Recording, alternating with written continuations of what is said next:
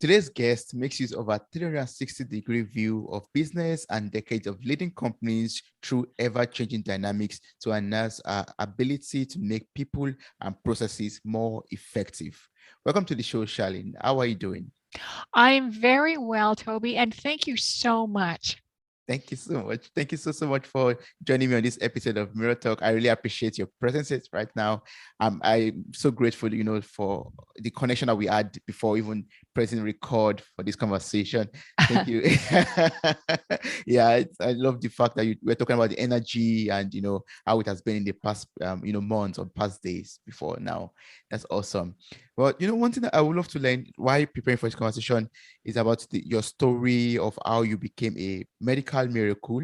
So I'd love to just you to share about the life lessons that you learned from this period of your life. If you like, also you could also share this story a little bit with us and what it taught you, how it changed your life. Sure. So as background, I had an incredibly successful corporate career. I was the grand poobah. I was the one where the buck stopped. I was the big guy in companies from $30 million in revenue up to almost $1 billion in revenue. So I was the chick. And personally, I was also the number one breadwinner in our family. And I held those two things as pretty important in my life, just because that's the way it kind of worked. But this one day I woke up and my husband, he leaned over to me and he said, "Oh, honey, I'm so glad you're awake now. Good morning. Hey, listen, you're in the hospital. Now, don't worry, but you've had a stroke. But don't worry about that. I'm really happy that you're awake, and I'm going to go get the doctor and he'll come in." So I don't think any of us would ever like to be woken up that way. I don't think any of us would ever like to be told anything like that. And I am not a doctor. I don't play a doctor on TV. I get my doctoring stuff from Mr. Google and my own doctor. So I know nothing about what was going on at the time. And the one thing that just kept going over and over and over in my head was the word no. I was screaming inside my head saying, "No, this is not possible. My husband is not right." Well, he wasn't right. My husband had lied to me. What had happened was I caught a viral infection called streptococcal meningitis, and it basically starves the oxygen out of your brain and out of your spine. So I had 2 seizures, 2 strokes, and I had just woken up from a week in a coma. So I didn't find that out till much later, and it's really a good thing that my husband didn't say that, because all that was going through my mind was, I'm the main breadwinner. My husband depends on me. We have a lovely life. This can't be happening. Why would I ever get a stroke? Why would this happen? So what I want to share today is how I got through that using all the lessons that I learned as a business executive, and how the knowledge that we have in our bodies that we don't even think about can actually move us forward. Yeah. So how I came up with this was I was getting tired of the neurologist. You have to go visit a neurologist after you've had this kind of thing for the rest of your life. And after a couple of years, the neurologist was still telling me, "My God, woman, your odds of getting past this were like less than 50%. And you're at 150% of what you were, and you're a medical miracle and all this. And what did you do?" And I thought they were being polite. And so one day I sort of sat down and I wrote some stuff out, and I came up with 6 steps. And I looked at that and I said, okay, let's call that the 6 steps of a winning mindset, because that's what it was. And I thought it was pretty clever. I really did. I thought, oh, you're so original, Charlene. But then a couple of years later, I found out that I was not original, that what I had written down was how top performing athletes, how top performing musicians, how top performing artists, how top performing business people all think and act. So my little idea wasn't particularly original. There was people that were talking about it, but so all I can do is I can give you my take on it. Yeah. So there are 6 steps. And the first step is you want to decide whether you're going to go or you're not going to go. Mm. Any successful business person who has had to launch a product, start a new division, sell off a division, hire an employee, fire an employee, anything that requires making a decision has at one time or another had to sit down and say, am I going to do it or am I not going to do it? Yeah. And if you're going to do it, it's always 150% in. There are no halfway measures. So if you're going to get married, you're in. If you're going to have a baby, you're in. If you're going to start a business, you're in. You're either going to do it or you're not going to do it. And either way is fine. It doesn't matter. But the first step on anything always starts with us. What do I want to do? And am I prepared to go forward? And when I say, are you prepared to go forward? The point is, anytime we start absolutely anything, we have no idea what the road looks like. We have no idea what the curves and the hills and the bumps are going to be. We just know in our heart of hearts, this is what we want to do. Yeah. And then we say, we're in it. Does that make sense? Yes, it does make sense. Yeah, that's true. So we are all in. We just go 100% without looking back and just start it. Yeah. Yeah. That's exactly it. It bothers me. I'll be honest, when I see a lot of business people or startup entrepreneurs or even the young kids who say, "Well, I'm going to get a job, but I'm also going to have a business on the side." So you're splitting your attention immediately. You're either all in or you're not. Unfortunately, that's the way it is. Any athlete that you meet, well, I'm going to run the whatever mile in the 2 seconds that I think I can do it. You're either all in or you're not. They're not off doing basketball and swimming and also running. They're concentrating fully on what they've set their goal to be. So I applaud anyone who can do a million different things at once, but only one thing is going to come out of all that. Well, in this day and age, we do have a lot of people that venture into different things. Like myself, like as I told you earlier, like as a career, as I'm an engineer and I do this podcasting also and some other little side things I do, by the way. So would you say I'm not being able to put my 100% into all of these areas of my life, or how would you advise me on this? You cannot put, none of us can put 100% of ourselves in anything. Before COVID, there was something called work-life balance. Now I say no, it's life-work balance. Switch it. So you can be all in for yourself, and that's fine. But when you make a commitment to start a business, when you make a commitment to go and change your career, when you make a commitment to fire someone or launch a new product line or get married, those are big life decisions that we make. There's no halfway measure. There is absolutely no halfway measure. And what life becomes is a balancing act between how much can I give here? Oh, I still have to give over here. And one of the things I've noticed, there are periods in our lives where we have to be fully focused 1,000% on one thing because we've got to get it over a hump. Now that could be, maybe there's a young lady that you want to woo and get married to. So you're going to spend a lot of your time going to find that young lady. But once you get that young lady, now you're free to go do something else. Or if someone's in a new career change, they're going to spend all their time looking for that next leap. Once they make that leap, then they're free to ease back on that. So it's a constant. Our entire lives are a constant pull. Mothers are a perfect example. You got 9 months, you're pregnant, and then you got 18 years, and you're raising a kid. But once that kid essentially gets out of the house, now you've got all this time to go off and do what you want. So Yeah. I'm not saying you're wrong.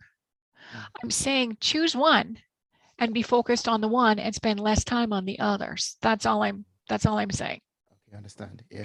If you want something to be a success, and usually that's ourselves, Mm-hmm. you got to give enough energy to that thing. And it starts with, okay, am I going to do it or I'm not going to do it? And either decision is right. There's no wrong in any of this. You just have to make that decision. Mm. So after you've made that decision, then the next step is what I call pulling in your energy, because you're going off on an adventure and you really need your energy levels to be as high as they can be.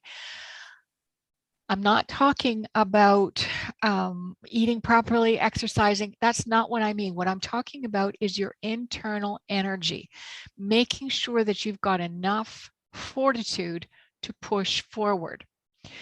And there's a very old-fashioned thing that I discovered a long time ago that allows us to grab our energy and multiply it several times over. And that's the very simple habit of looking around in our lives and being grateful for what we have. It can be as absolutely simple as my client actually paid the bill on time. It can be as simple as my husband or wife brought me coffee this morning. It can be as simple as my new puppy has kissed my face and made me feel like $1,000,000.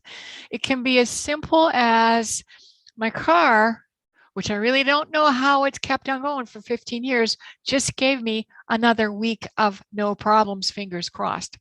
It's not a case of saying all the time, I'm grateful for this and I'm grateful for that, and I'm grateful for something else.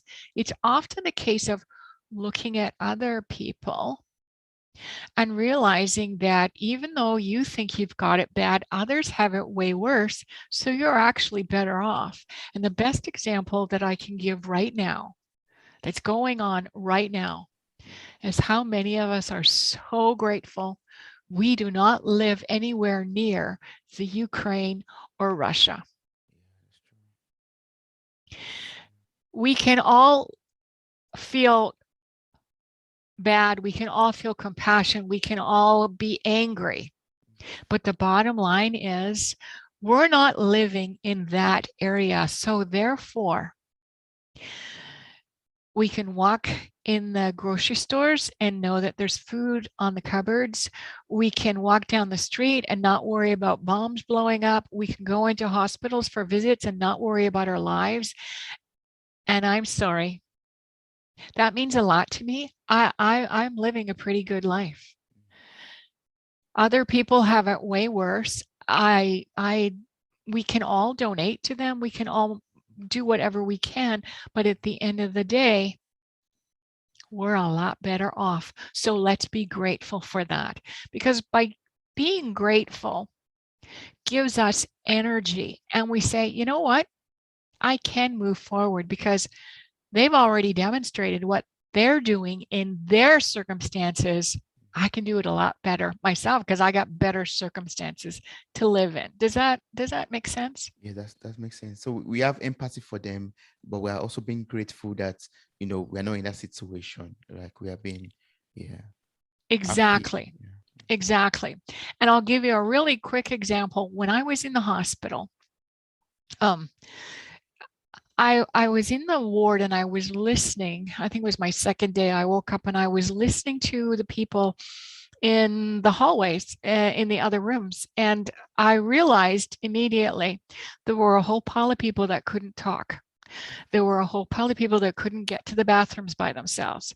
There were a lot of people who had real problems and they were having nightmares or some kind of issues, they were screaming at the top of their lungs. There were other people that their tongues seemed to be glued to the tops of their mouths, and what was coming out was gibberish. Now, I could go to the bathroom myself. I could stand up and get dressed by myself. I could not string logical sentences together particularly well, but I had so much more going on. So I decided I'm going to take my cheerfulness and I'm going to bring sunlight into their worlds. And so I went around and I visited all the people up and down the hallways. Some I would tell a joke to, others I would just give them a big smile, others it was just hold their hand for 2 seconds. Was I the best? No. Where did I get this crazy idea? I don't know. I'm just a naturally happy person most days. And I realized intuitively, because I don't think I thought this intellectually, but intuitively, I realized if I can make them happy, I'll feel better. And I know from business, if I can help other people get to their goals, I get to mine faster. Yeah. And life is so much better. That's true. Is that what we refer to as people before profit also? Like, is that what it Yes, means? that's what it means. It's people before profit. I'm not anti-profit. Profit's good. We all have to make money. We all have to pay bills. We all have families. But I am against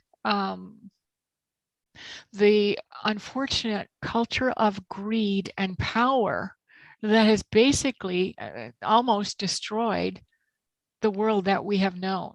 Yeah. And in my own little way, when I was in business, I said, no, it's people first, profit second. Because if you can satisfy the people and help them get what they want, you're going to be absolutely amazed by how much money you actually bring in.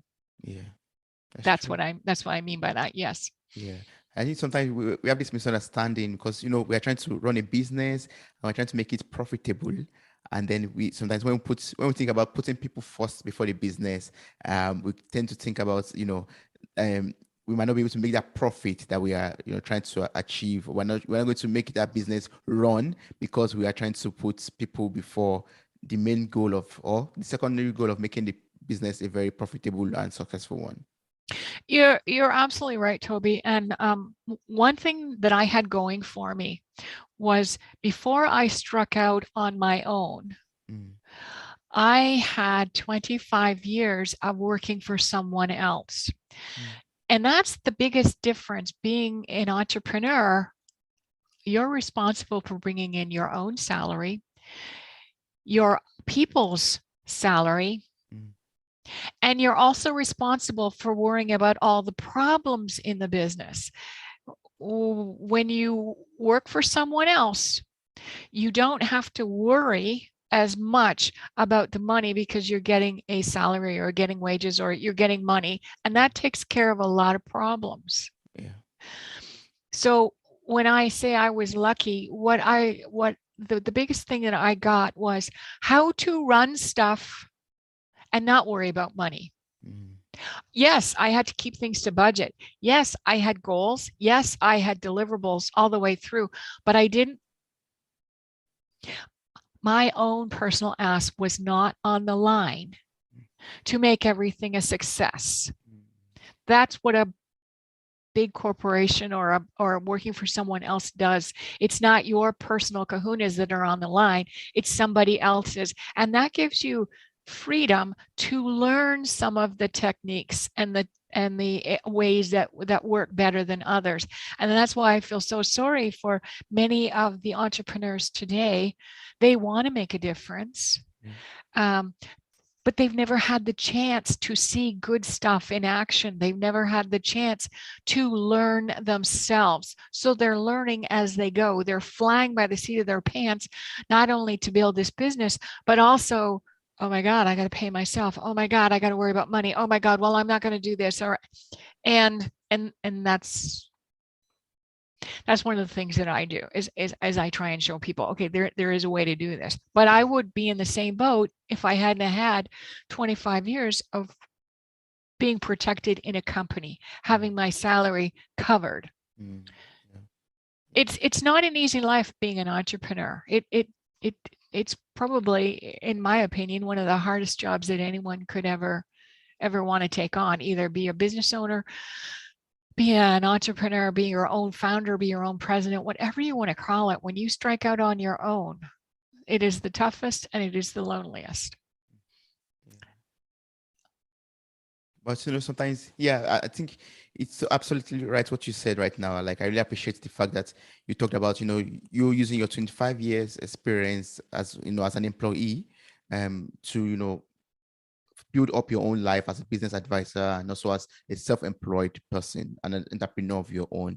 Because I've always been learning this thing in my, my journey so far, that it's always very important to, make use of experiences in life. Like, we have life lessons and we have also experiences from people, because our experiences, determine who we are and how we could, deal with the situation that is currently on ground now. Like, we're a product of our life lessons, product of other people's experiences, and our own personal experience too.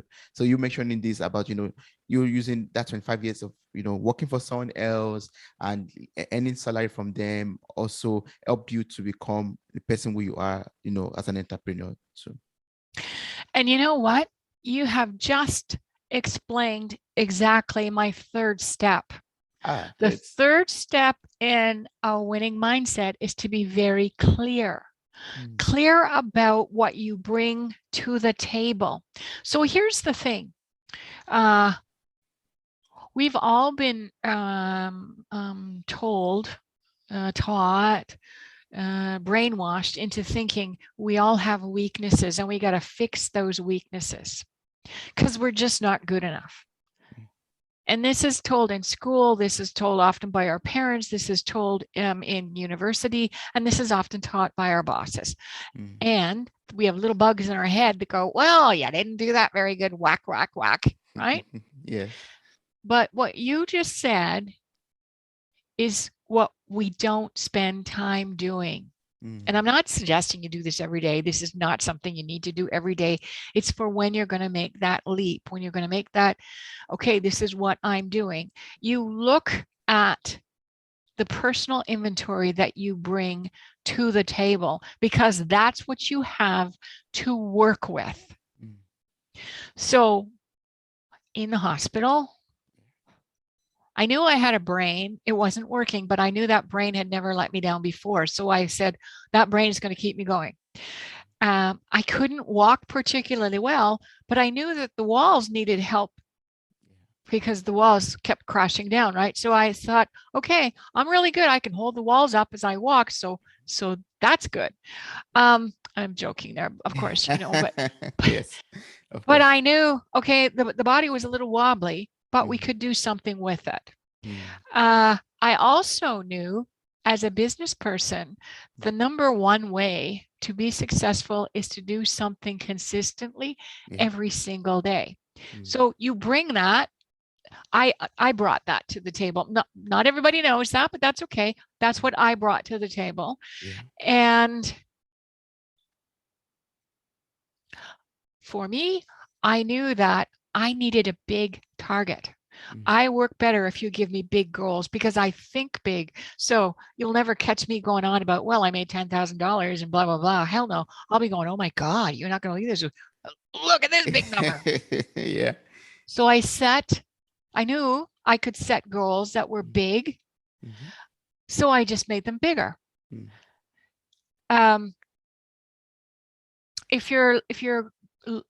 If you found your perfect spouse to be, you realize, okay,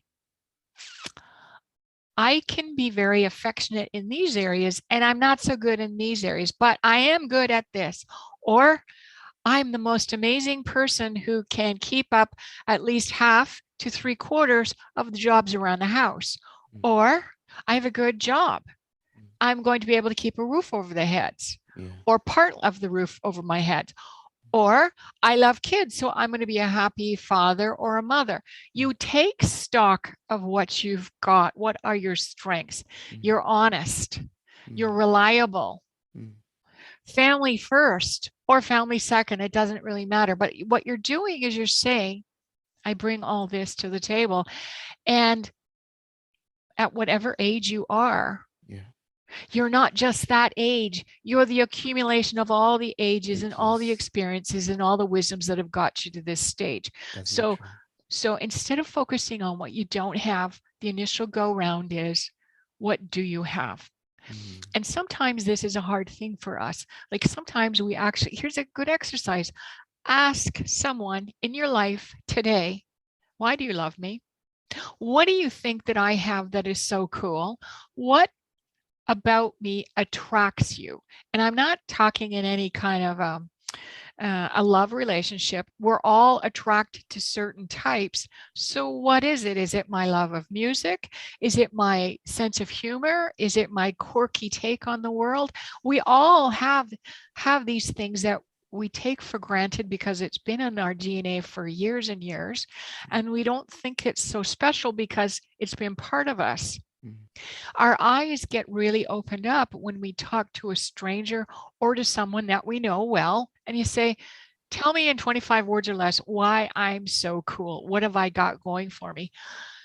I really wish more of us would do this kind of an exercise, because typically we only hear this once when we're laid out in a coffin.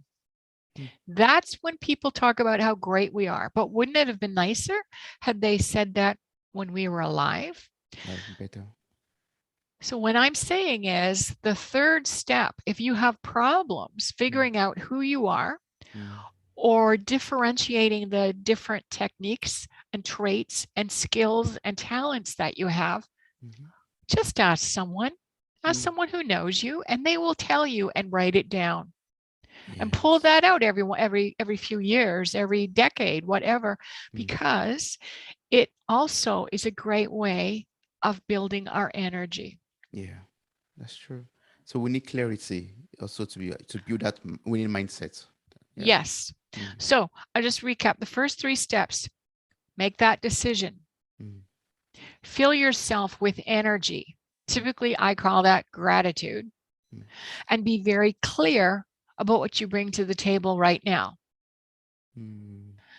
The next step, the 4th step is what I call, okay, now I have to get strategic. What is it that I can do? So we've already made the decision. We're going to get married, build a business, get healthy, all that. Well, what is it that I can do today and do for the next little while? So now you really want to get clever about, okay, you dip back into your body of wisdom and you say, well, I don't happen to have these particular skills to sell my business, so I can go buy them. Now that becomes 10 different things of what it is that we can do in order to sell the business. Or, my department's a little bit light on the marketing side to launch this product. Now I know if I take myself out of this particular arena and move myself into here for 3 days, I can bring us up to speed. That's my strategy. I will pull myself out. I will bring it here. Or,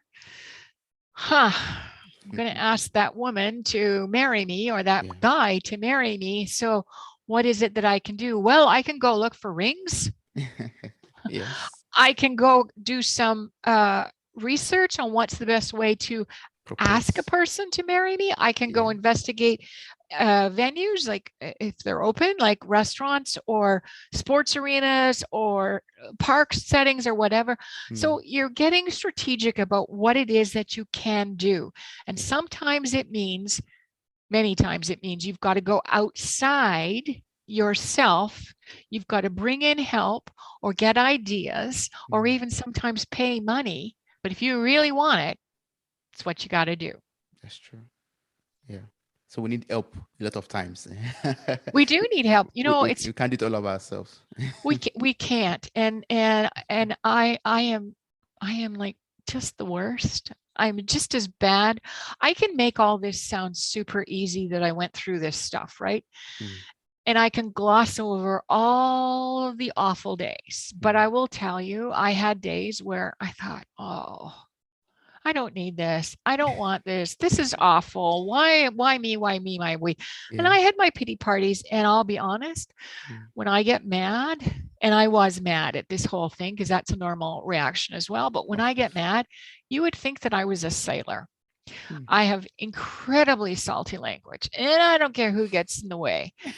But this is all normal behavior. And I really want to stress, listen, Mm, I went through this myself. mm, Everyone goes through this. We're not taught this. mm. And sometimes when you hear it from someone else, you realize, oh my God, that person said that, and that's how I'm feeling. Yeah. And it's just a case of I'm normal Mm, because this is normal. And in fact, I say there's 4 times in our lives that we're all going to go through this. mm, We're all going to go through what I call when life throws lemons at us. mm. Um, you either have a horrible illness, which is what I had. You lose Yeah. your job. You lose Mm, your job. mm, You lose your spouse, mm, or you lose someone to death. mm, Those are the 4 worst things that can happen to a human being. mm, And they're going to happen. One of them, at least, is going to happen to every single one of us at least once in our lifetime. And the yeah. odds of at least having 2 of those, maybe 3 of those things, is exponentially grown as we get older. So if you're 20, you Mm, probably haven't had very much of this. If you're 40 or 50, you've mm, had at least one. mm, And if you're 60 and older, you've had a couple of them.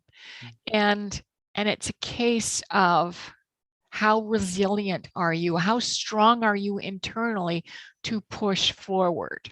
mm, So the fifth level of what I call the winning mindset is the focus piece. mm, It's where faith and confidence comes in. It's the piece of what will I do? You believe in yourself, and some days there's going to be periods where you say, oh my God, how did I possibly ever think I could do this? mm, um, and you lose faith and you lose confidence. But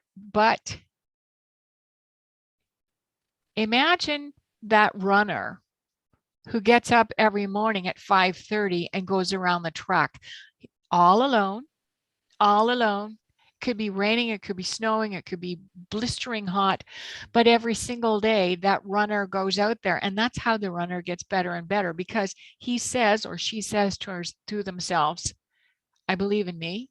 I believe as long as I keep on doing this, this is going to work for me. And having faith and confidence is probably the worst, the absolute worst, because this is where the gremlins inside of our brains will tell us you're not good enough. mm, You are a loser. It's never going to happen. And this is the place where so many people give up. They give up before they even start. So mm, you really need to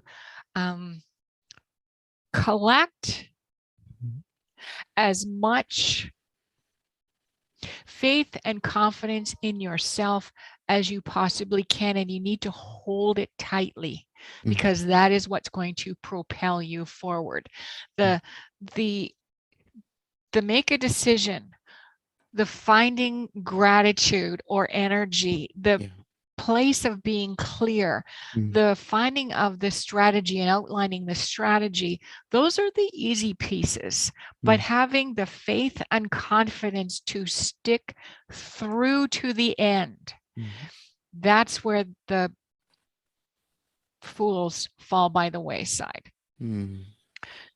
Yeah.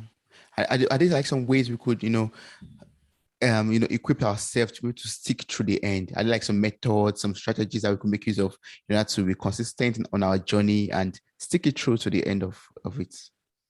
Well, remember, I started this conversation with, I had a vision of no in my head, and Yeah. I wasn't a doctor. And I Mm, said, this can't be happening to me, and mm, I will not be disabled.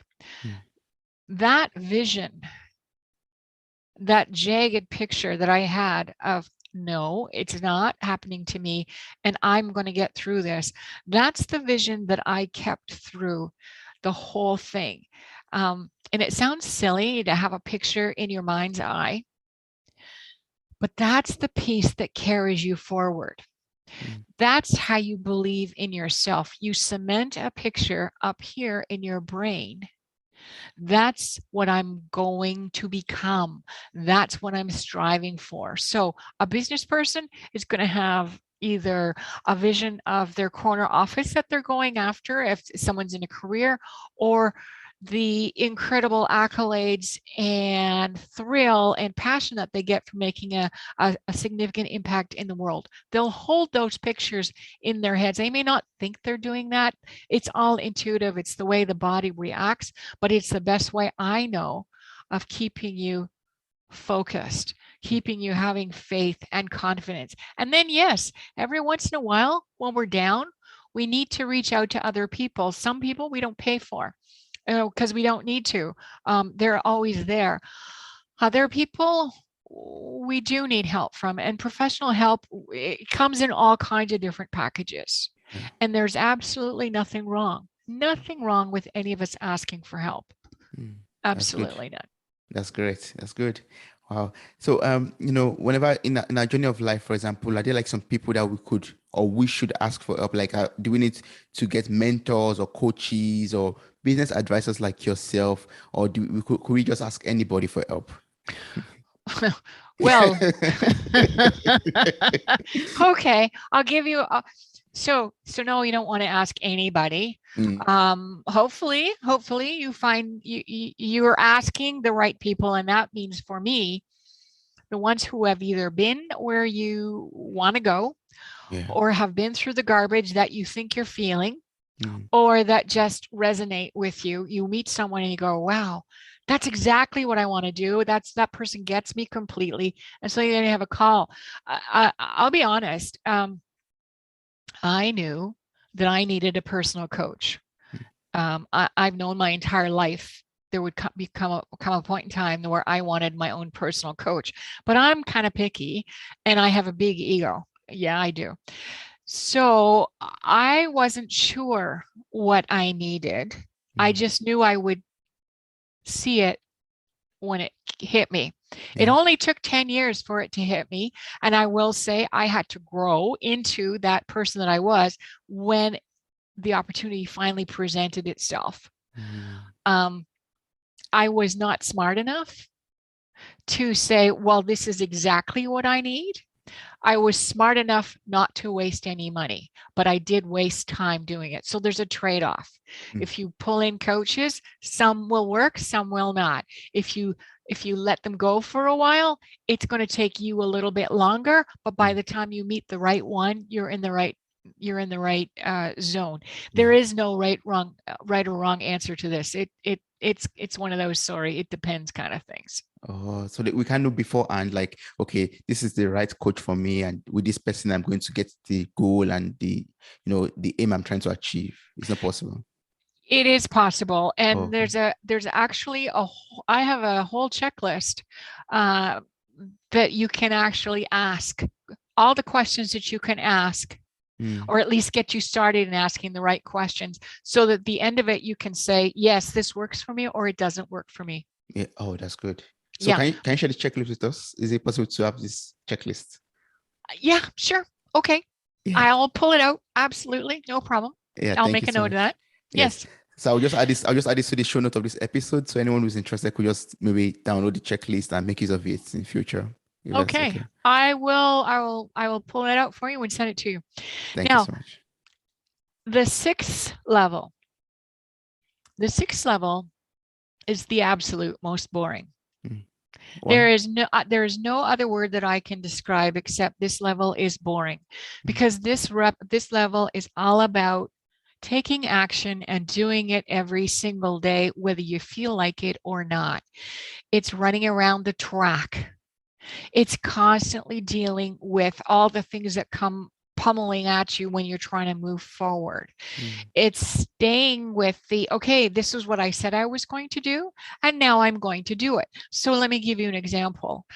I said to all my therapists, I want you to give me 10 times the homework that you normally do. And they said, well, we don't give homework. I said, okay, you're going to give me homework and you're going to give me 10 times as much as you would normally do. So there were days, honestly, that doing 10 times the amount of homework just about killed me. I didn't feel like doing it. I didn't want to do it. Oh, you want me to do 10 more sit-ups on the physical therapy? I don't want to do that. You want me to do 5 more stories on this? I don't want to do this because it's boring. Because the key thing is you don't know when the end result is going to kick in. You know it will, but I go back to this faith and confidence issue. You must keep pushing yourself forward and keep doing the grind. And there's no other way that I can describe it is doing the same thing every single day.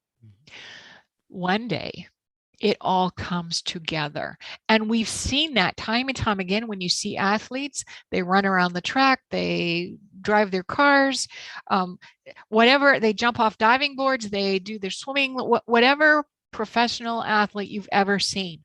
There is so much boring stuff that went in. They had to do that time and time again for years and years and years, but they got to the top. They got their gold or they got their silver or whatever it was. Every single business person that you have ever met who you're going at, oh my God, that was an overnight success. No, it took them 20 years to be that overnight success.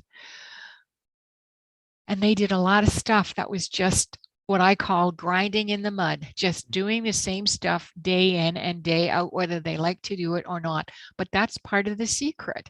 And we all have the strength and the stamina and the resilience buried deep inside of us to keep pushing forward. I mean, think about anybody you know who's lost their spouse either through a divorce or through a death. The first little while, it's really awful, but they insist on plodding forward. And about 5 years later, they say, yeah, I still miss that person, but I'm a lot better off now than I was then. Yes. That's what I'm talking about. So this 6, like I said, when I came up with the six steps to the winning mindset, I thought I was really brilliant, but I wasn't. It's been done. It's been done a million times, but we've never really focused on bringing it into our own lives. We've only ever thought about it for athletes and the musicians and the people that we never will be, but we have the power inside of us to do it ourselves. Does that make sense? It makes sense. I love that. I love the fact that you're able to, I'm sorry, narrate these old steps, like explain them to us, and also use your personal experiences to, to make it relatable to everybody, basically, to make us know that, yes, it's not something new. It's not something out of the, out of the blues or out of, the universe, but it's something that we all have in us that we just have to dig out and make use of in order to become the best version of ourselves. That's exactly it. Yeah. That's exactly it. So people say to me, so Shar, what did you learn out of falling down and then getting back up again? And I say, I learned two big things. Number one, the 4 inches between our ears is the absolute most valuable piece of real estate we can possibly own. I think everybody knows the standard computer thing of, well, garbage in, garbage out. Well, the same thing applies to our brain. Our brain cannot tell the difference between reality and fiction. So feed it what you want it to believe, and it will believe it. You feed it that you are a good person, you have got your stuff together, and you can do this, it will respond in kind. You feed it that you're a loser, you feed it that you're a quitter, you feed it that you can't do it, it will also respond in kind. So that's number one. And the second piece that I learned was everything in life Nothing in life, same thing. Nothing happens to us. Everything happens for us. Mm-hmm. Mm-hmm. Whatever you think is going on in your life that is so bad is not bad. It is happening for a reason. You may not know what that reason is, but you will figure it out eventually. Yeah. You may not see what it's doing to you right now, but you will figure it out. Mm. And what I can say is um, being hit with the bug was probably the absolute best thing that could have happened to me. I wouldn't wish it on anybody, but Mm. it's probably the best thing that could have happened to me for so many reasons. And I don't think I'd ever want to change it. Because it made who you are today. It made you the Charlie Norman that you are today. Yeah. Yeah. And it's I mean, you have this a life that's full of, a lot of experiences, rich experiences, and you are in a much happier state than you could have ever been, probably. Yeah. Much happier state. Yes. Mm. Yes. That's great. That's awesome. And I would just love to dive back a little bit to when you talk about the 4 inches between our ears. Mhm. Yeah. So I would love to know how we could maximize the capacity or maximize the use of our brains. Do you have any tips on that? Yes. Oh, that's a terrific question. So one of the things that I do, if I don't know something, Mm. I do a deep dive. So I had no idea how the brain worked. I had no idea um, how anything worked in our thinking patterns, in the way the brain is set up. Well, it turns out that the neurologists only know about 10% of the brain too. So what I did was I did a deep dive into just about every single possible topic pertaining to the brain, including self-hypnosis, neuro-linguistic programming, and just a bunch of stuff. So here's what I found. Anyone wants to do something cheap, Mm-hmm. cheap and cheerful, go onto Google and type in anything about maximizing your brain. Just type in maximizing your brain. There'll be a whole pile of stuff that comes out. You can watch a whole pile of Google YouTube videos and that. If you have $500 US to spare, the absolute best place to put that $500 is with an organization called mindvalley.com. I'm not an affiliate. They're not paying me to say this, but I found it incredibly helpful for a couple of reasons. Number one, for $500, it gives you a subscription for an entire year. You have access to all kinds of amazing programs to build the resilience in your brain, to think differently, to make yourself stronger as a business person, as a spousal unit, as a parent. It doesn't matter. They've got these incredible courses that are in modules that you can take over X amount of time. And what I did personally was I spent 30 minutes minimum every single day for an entire year and just paid attention to whatever material they had. If you spend 30 minutes a day on personal growth, call it whatever you want, but spend 30 minutes a day, inside of 3 months, you're going to start noticing that you're different. Inside of 6 months, other people are definitely going to be looking at you saying, well, where did that come from? And boy, are you ever different. Inside of a year, you will not recognize the person that you were. And that is the absolute best advice I can give anyone for expanding their brain cells, expanding their personal growth, nourishing their souls, nourishing their hearts, and becoming the best that you can be. Yeah. Mindvalley.com, $500 US, 1 year subscription, best investment you can make, bar none, because you're investing in yourself. Wow, thanks so much for sharing that. I think with that also we're able to break past our barriers. I believe, like the limiting mindset that we have with Yep. this tool, we'll be able to break free from it and expand our horizon also. Yeah. Every last little bit of it, my dear, every last little bit. Yeah, oh, that's awesome. Thanks so much, Charlie, for everything you taught me in this episode. Like before we wrap it up, is there like some lessons that you love to share with the listeners? Maybe some last thoughts that you would love to pass across that we need to talk about to the listeners out there. Um, we all have days, every single one of us have days where we just don't feel that we measure up. We don't think we've made particularly strong progress in something. Mm, We feel that we're a loser. We feel that we're less than. We feel that we've let ourselves down. So this is very, very normal. The best way that you can help yourself is to go to the bathroom and stand in front of the mirror. mm, Look at the person in the mirror yeah. and tell that person, you are enough. Now, those 3 words, I'm sure some listeners are going, oh my God, what is this woman talking about? But the truth is, if you go to the bathroom once a day for 30 days and look in the mirror and tell the person in the mirror, you are enough. I promise you, at the end of 30 days, you will 100%, 150% believe it, and you will not have nearly the amount of negative thoughts that you might have as of now. Awesome. Thanks so much, Charlie, for everything you taught me this episode. I really appreciate you walking us through the 6 steps of winning mindset. I love that. That was so wonderful. Thank you for also sharing your life experience, with the medical miracle that you had. I really appreciate everything I was able to learn from this episode. Thank you. Thank you. Thank you so much.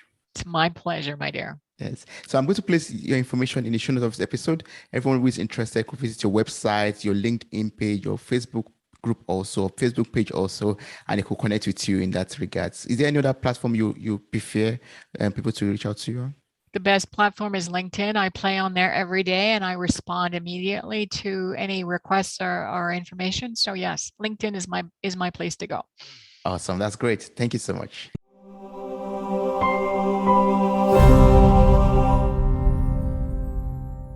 Hey there, podcast enthusiasts. Are you ready to add a little sparkle to your day? If you're loving the insightful conversations and captivating stories on Mirror Talk Podcast, here's a friendly nudge to hit that subscribe button. By subscribing, you'll never miss out on the empowering messages and thought-provoking discussions we bring to your ears. But wait, there's more. We're all about spreading positivity and inspiration, and you can be a part of it too. How? By sharing the love with your friends and family. Share this episode with your loved ones, and let's create a ripple effect of empowerment and growth together. And hey, if you've been enjoying what you hear, why not take a moment to leave us a glowing 5-star review? Your feedback fuels our passion to keep delivering content that resonates with you. So hit that subscribe button, share the love, and leave us a review. Let's keep the conversation going and spread the Mirror Talk magic far and wide. Thanks for tuning in, and remember, your support means the world to us.